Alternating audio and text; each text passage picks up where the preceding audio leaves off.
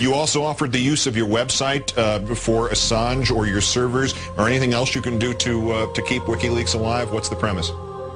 The premise is that we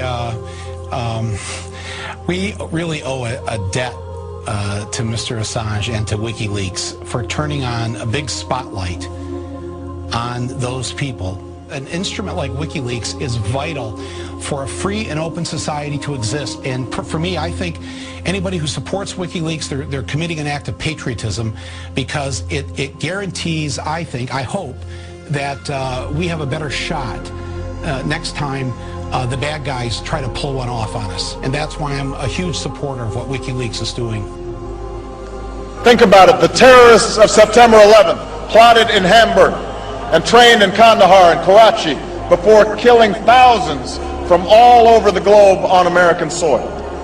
Poorly secured nuclear material in the former Soviet Union, or secrets from a scientist in Pakistan, could help build a bomb that detonates in Paris. The poppies in Afghanistan come to Berlin in the form of heroin. This is the moment when we must defeat terror and dry up the well of extremism that supports it. This threat is real, and we cannot shrink from our responsibility to combat it. This is the moment when we must renew the goal of a world without nuclear weapons. It is time to secure all loose nuclear materials, to stop the spread of nuclear weapons, and to reduce the arsenals from another era. This is the moment to begin the work of seeking the peace of a world without nuclear weapons. Now I'm going to tell you a bit about WikiLeaks. Disinformation is defined as misinformation that is deliberately disseminated in order to influence or confuse rivals. It is used by governments to mislead and brainwash their citizen populations, instigate wars, and blackmail foreign regimes. It is the ultimate instrument of the media. The most effective disinformation is that which is comprised of falsehood as well as facts. WikiLeaks, founded by Julian Assange, fits this description perfectly, right down to the letter. Seemingly overnight, it has become one of the biggest whistleblowing agencies in modern history. In reality though, it is one of the biggest disinformation projects in modern history, and it may be the most dangerous because it is masquerading as an organization of truth. The information released by WikiLeaks isn't new, it's not groundbreaking, it doesn't hurt the US as much as people think. It's fractional really, and it is overloaded with as much propaganda as the day-to-day Zionist media is. This propaganda is benefiting someone, and that someone is the illegal usurping entity of Israel. Even the Israeli government itself thinks so. The first major leak released earlier this year by Assange was about occupied Afghanistan in the form of more than 92,000 documents. These documents included secret files about civilian killings by the US and NATO, along with boogeyman stories about the long-dead Osama bin Laden, garbage regarding the Taliban acquiring ground-to-air missiles, and plenty of lies about Pakistan's intelligence agency, the ISI. There wasn't a single document about the Israeli training of the Taliban, the massive drug profiteering by the Mossad, the CIA, and the US puppet Hamid Karzai and his brother, Karzai's connections to Unical and Zionist war criminal Henry Kissinger, the clandestine Israeli business operation set up to take control of the oil fields in neighboring Turkmenistan, Uzbekistan, and Kazakhstan, or the Russian Jewish mafia fully protected by the Zionist entity selling guns to US-backed Afghan warlords. Why weren't any of these massively important, critically damning events and operations mentioned? Because by doing so, it would incriminate the already internationally condemned Zionist regime. Journalists, bloggers, and activists from occupied Afghanistan and abroad have been reporting on the vast civilian casualties in Afghanistan since US intervention began more than 30 years ago. WikiLeaks revealed nothing that wasn't already known. However, it did reinforce Zionist propaganda regarding the illegal war on terror. The next major leak by Assange's organization, which has gained more notoriety than the previous leak, was about occupied Iraq in the form of nearly 400,000 documents.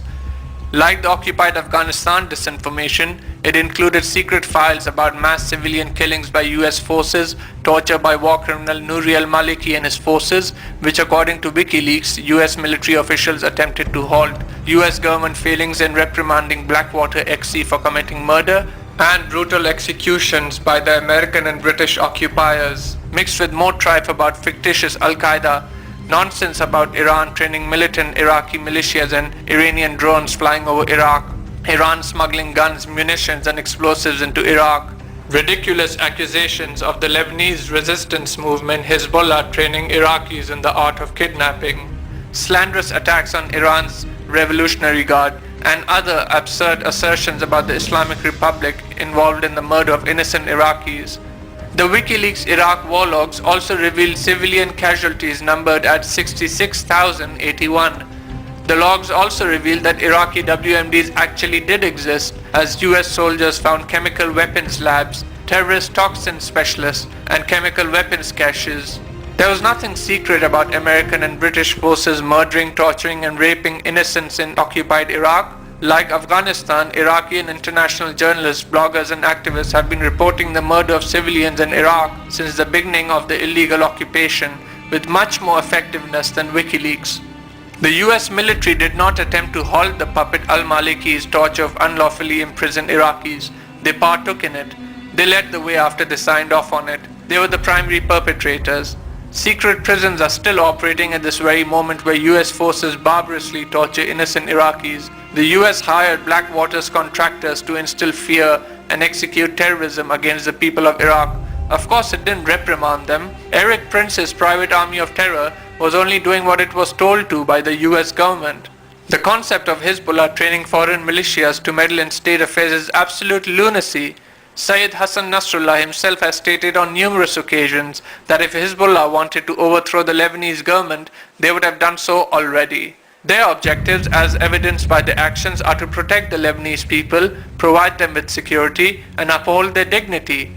Hezbollah hasn't undermined its own government. It is asinine to think it would undermine the government of another nation. The propaganda targeting Iran is pathetic. There are enough guns in Iraq thanks to American support of Saddam Hussein to last lifetimes. There was no need for Iran to provide weapons to Iraqi militias through smuggling. The only drones that were flying in Iraq's skies belonged to the repulsive Zionist entity, not Iran. The other accusations sound like concoctions dug up from the dungeons of Zionist think tanks and lobby organizations salivating for the destruction of the Islamic Republic, not the work of whistleblowers attempting to expose corruption and disseminate truth. These accusations further the Zionist case for striking Iran militarily. These accusations are promoting more war, not peace. WikiLeaks must not have gotten the memo about civilian casualties in occupied Iraq. They are nowhere near 66,081. They have eclipsed the 1.5 million mark. Anything less than this, especially a number as low as the one presented by WikiLeaks, is classic misreporting aimed at protecting the United States government and its collaborators. That is an insult to the 5 million Iraqi orphans and the 5 million Iraqi refugees. It is a slap in the face to the dead Iraqis whose names will never be known because they were incinerated by US and Israeli weaponry. And the notion that US soldiers found WMDs in Iraq after the Iraq has WMDs myth has been debunked as Zionist design propaganda over and over again is frankly infuriating. The only WMDs that exist in Iraq are the Mark 77 white phosphorus and thousands of tons of depleted uranium used in Basra, Baghdad and Fallujah by the terrorist army of the US and strategically placed Mossad agents of Israel. Where are the leaks on the 55 Zionist companies profiting from Iraqi blood being spilled? Where are the leaks on Iraq's artifacts being stolen by Zionist agents? Where are the leaks on hundreds of Mossad agents operating in Mosul? Where are the leaks on the Mossad bomb-making facility in Kirkuk? Where are the leaks on the Mossad murderers stationed in several villages around the devastated area of Fallujah?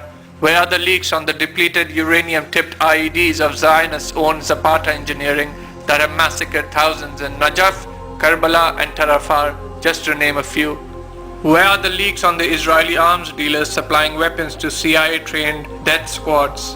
Where are the leaks on Zionist war criminal Paul Wolfowitz importing Shin Bet torture experts to train the US military?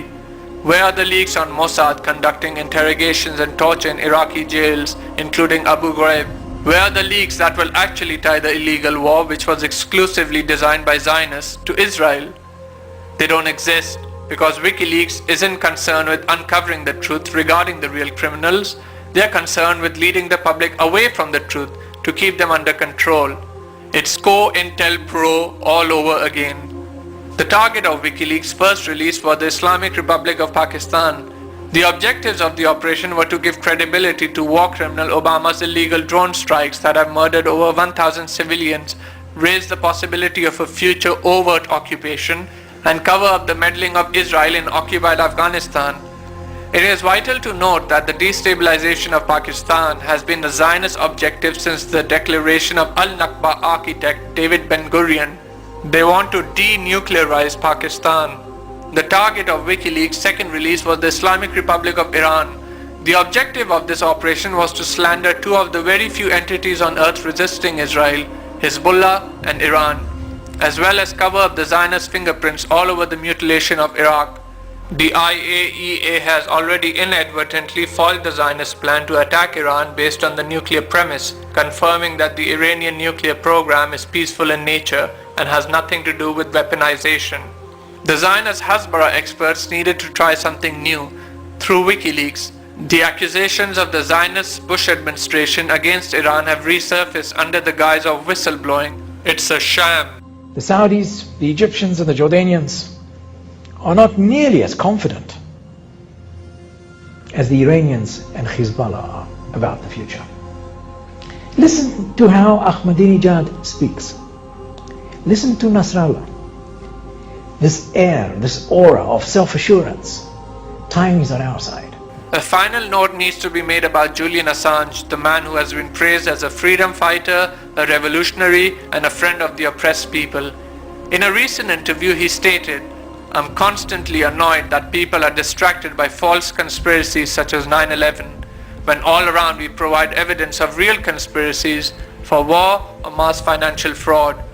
It's shameful that Assange is annoyed by those seeking truth regarding the reason 1.5 million innocents are dead in occupied Iraq, 1.2 million innocents are dead in occupied Afghanistan, and thousands of more innocent men, women and children are dead in occupied Palestine, Lebanon, Pakistan, Yemen and Somalia. 9/11 is anything but a false conspiracy. There is overwhelming evidence that American and Israeli officials did not just have foreknowledge of the event, but planned the attack and carried it out. It was a Mossad CIA false flag used to protect the Zionist entity from any future military threat and expand the parasitic hegemony of the US and the illegitimate Tel Aviv regime throughout the world via the Zionist-inspired war on terror. Someone insulting the seekers of 9/11 truth, slandering the righteous movement of Hezbollah, spreading propaganda about Iran which adds to the demonization campaign levied against the Islamic Republic by the Zionist lobby and the Zionist media, and deliberately leaving out Israeli crimes in occupied Afghanistan and Iraq is no freedom fighter. Such a person is a liar and a propagandist. Wikileaks' most recent leak about occupied Iraq was delivered to several mainstream news outlets including Al Jazeera, the Zionist New York Times, Der Spiegel of Germany, which has smeared Hezbollah in the past by despicably accusing the resistance of selling narcotics, Zionist-controlled Le Monde of France, which has also smeared Hezbollah recently, and The Guardian of the UK in packages as if it was some sort of gift for a holiday. This isn't a leak. This isn't an expose. This is a press release. This is a media spectacle. This is a circus to cover up real crimes.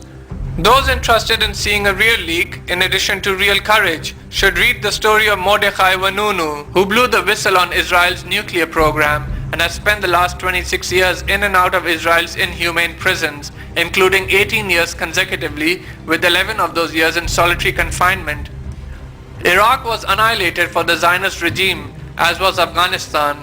When discussing the destruction of these nations and the murder of millions of their people, it is integral to the understanding of the crimes committed to discuss the Israeli role in these crimes. Any person or institution failing to do so is ignorant, a coward, or a collaborationist. None of these persons have any place in the movement to restore the occupied lands to the indigenous people and bring the tormentors to justice. By supporting Wikileaks, you're not fighting the occupier, You're not honoring the martyrs, you're not combating imperialism, and you're not striking back at the oppressor. You're supporting Israel and the cover-up of the activities of its criminal network. WikiLeaks is Zionist poison. Wake up!